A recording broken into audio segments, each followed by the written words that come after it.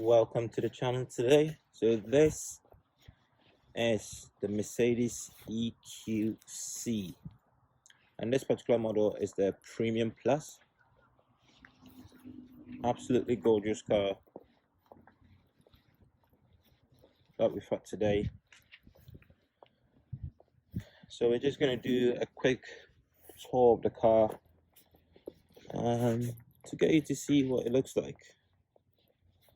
Absolutely beautiful of the car.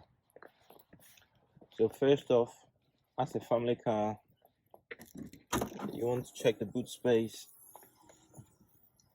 and it's pretty big. This particular version comes with a bit of underfloor storage that you can put your cables. Not as big as other car models, but you know, that will do. Now it can't close, so that's useful. It's got an electric operated car seat folding button, so you know, if I were to press this, I'll be able to fold these two seats forward, which is really useful. As far as boot space goes, this one is 500 liters, whereas if you put down the back seats, you get, I think, 1,000 liters, which is okay. You know, it's got the electric tailgate, again, very useful. So yeah, that's good. This particular model, being a Premium Plus, has the side foot rest, I suppose it's called. Now let's check out the interior of this car. So the interior of the car is absolutely beautiful. Now look at that for a trim. Look at that for a trim. It's absolutely majestic. Yeah, look at these air vents, just beautiful. You know, the leather feels very premium. Yeah, the interior feels all very premium. This particular one has this, you know, tiny sunroof, panoramic sunroof, which is okay. It's massive screen in front here, which is really nice. Like I said, the interior feels really premium. And you know, the steering, I love these octagonal steering wheels. I think they make cars look really cool to drive, and the drive just feels really nice. As far as seating position, this particular model, I think the seating position is okay. I think it's quite similar to the BMW iX3. So it's okay. You know, if you've come from a Range Rover Sport and you sit in this one, you might be a bit disappointed in the sense that, you know, the Range Rover Sport is quite high up and this is fairly low in comparison to the Range Rover Sport. But everything else about this car is pretty good. We're not gonna do anything in regards to the back because I've got the kids in the back, but it looks like you could potentially have enough seats, enough people. Yeah, I've got kids in the back, as you can tell, so we've got a pram there. I think you could fit an adult potentially in the back as well, in the middle. That back window isn't too bad. I was quite worried that that might sort of not work. As you can see, I've been able to close this panoramic roof thing here, which is really useful.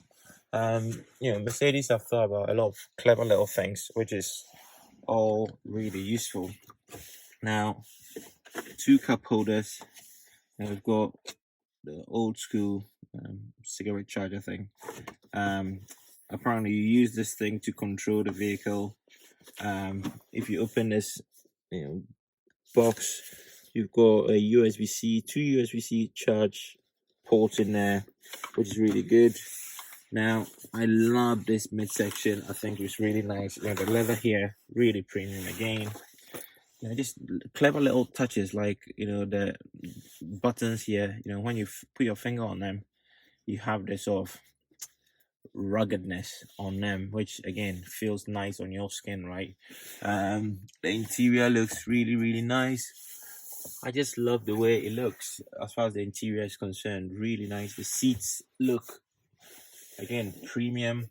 So, if you've come from a Range Rover Sport, certainly, those types of priced vehicles or priced cars, then the EQC is definitely for you. If you're coming from a low price car, then yeah, this is gonna be equally as perfect, but you might not appreciate just how good this car is as far as interior is concerned.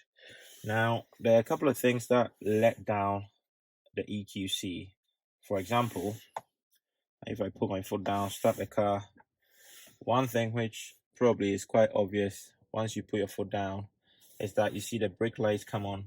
My gripe about electric cars is that when they come on, you don't quite know, some of them, if they have come on, and that can be quite strange sometimes, because in my last test drive I sat in a Audi E-tron, Q4 E-tron, pressed it, and I didn't know the car was on.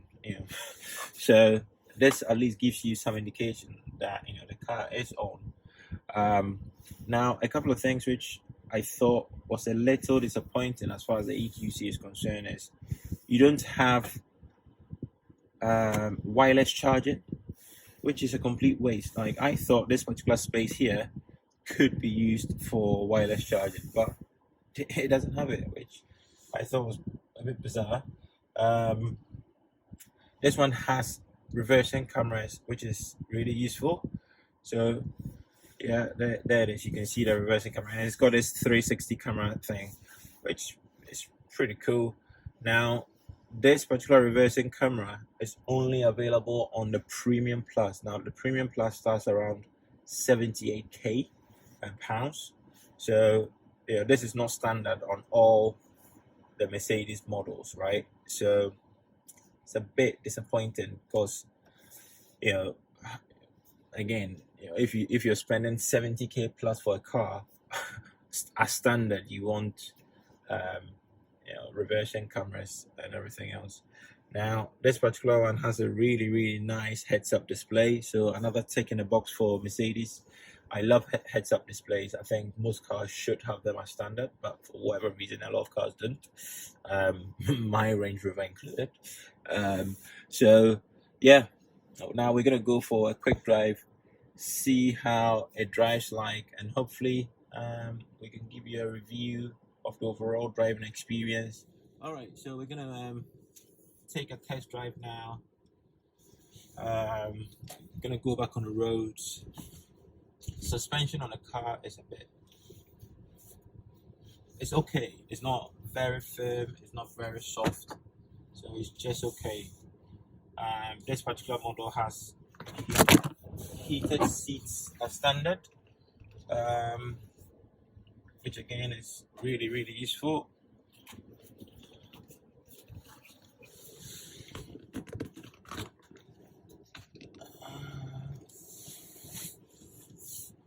All right, so we're back on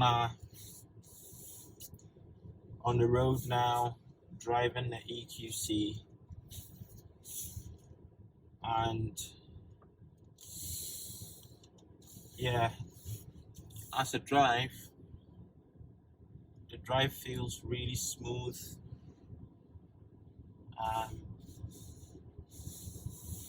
as you'd expect for most electric cars, to be honest. And as far as instant torque, if I were to brake,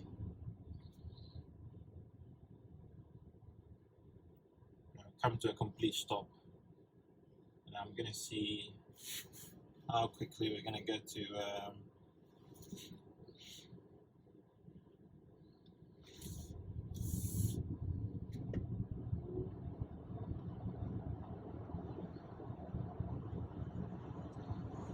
so yeah, I mean, you get to 0 to 60 pretty quickly. I didn't really time it, so I couldn't tell you. As you'd expect, driving is really comfortable, very smooth.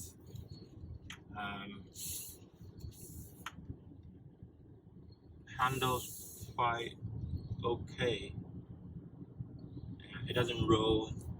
As I came to that roundabout, and I went towards the corners quite a bit. So yeah, it seems to handle itself okay around corners. I'm gonna go through another corner, see how it handles that.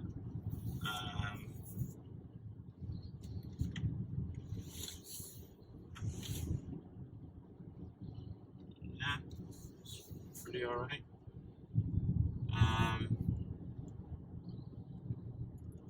So as far as the drive itself, very smooth drive.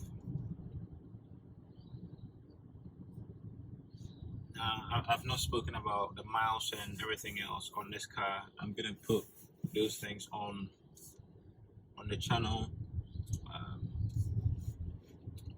So this part of the video, really, we just wanted to talk about the driving experience, right? And yeah, so far so good. It seems to do what you would expect for a car this price, and the driving experience definitely feels like its price. I mean, the only gripe I have is to do with the fact that, one, the boot space is a little small, 500 liters. Again, if you're coming from, let's say, an X5 or Range Rover Sports, you're used to having a big boot. If you're coming from those cars that have quite a high ride or high seating position, you might be a little bit disappointed with the height of this car as far as your seating position is concerned. But if that doesn't really bother you, then the drive itself is fantastic. The interior, again, if you've come from a luxury car, you would appreciate the interior of this car, since it's so well done. It looks very premium. It feels premium, like it's a place you want to be, right? Now, I test drove a Model Y, and I'm not impaired by any chance comparing this car to a Model Y. They didn't sit in the same price bracket, but recently we were shopping for an electric car, and as far as electric cars goes, we test drove the Model Y, EQC, EQA, which is the sort of smaller version of the EQC. We test drove the BMW iX3 and also the VW ID4. Now, as far as price comparables, I think the Mercedes is quite in a price bracket of its own as far as these electric cars are concerned. Now, it's actually in the same price bracket as the Audi E-tron, right? It's very much in the same price bracket as the Audi E-tron, but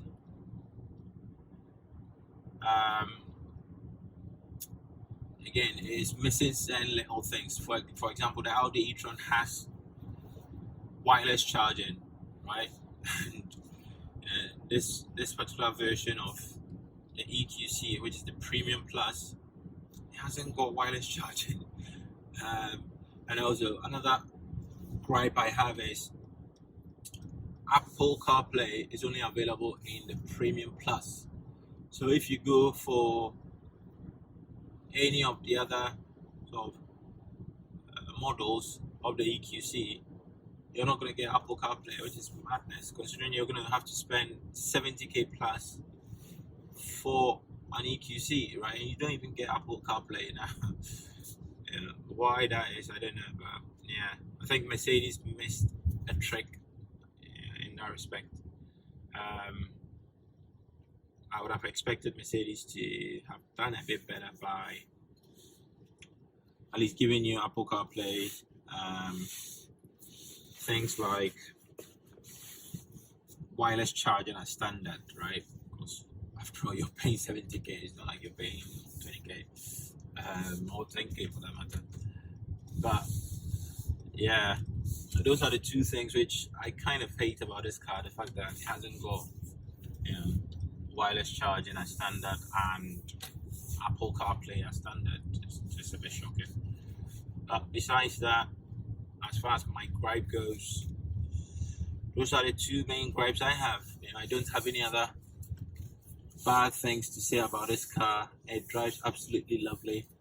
So yeah, if you're going to consider this car, I'd say it will be a perfect family car, you know, one which you would be very, maybe I'll go back. You'd be very happy with, should you decide to go for it. So yeah, it's an absolutely lovely car. I think, you know, if there's anything about this car that I like, it's the fact that it's really, really nice looking.